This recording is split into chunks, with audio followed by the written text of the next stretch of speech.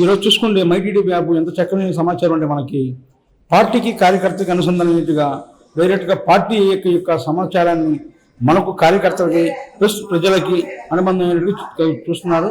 మీరు గమనిస్తున్న విషయం ఏంటంటే పార్టీ కార్యకర్త ఎంత కష్టపడినా ఎక్కడున్నా అక్కడ పెట్టడానికి ఇద్దరు బాధపడే రోజులు కానీ ఈరోజు పార్టీ కార్యకర్త మైటీడీపీ యాప్ ద్వారా డైరెక్ట్ ముఖ్యమంత్రి చంద్రబాబు నాయుడు గారి దగ్గరికి పార్టీ అనుసంధానానికి మన యువ నాయకుడు వర్కింగ్ ప్రెసిడెంట్ అయినటువంటి నారా లోకేష్ గారి దగ్గరికి కూడా సమాచారం జరుగుతుంది.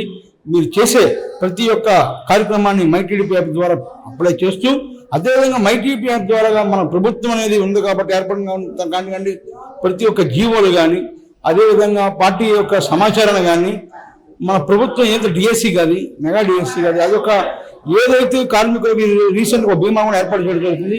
అసలు ఏంటి ప్రాసెస్ అనేది మైటీడీపీ ద్వారా ప్రతి ఒక్కరు సమాచారం జరుగుతుంది. కార్యకర్తలు ఎవరు కూడా సందేహపడవలసిన లేదు. మైటీడీపీ ద్వారా మీరు ప్రతి ఒక్కరు కూడా ముందునండి.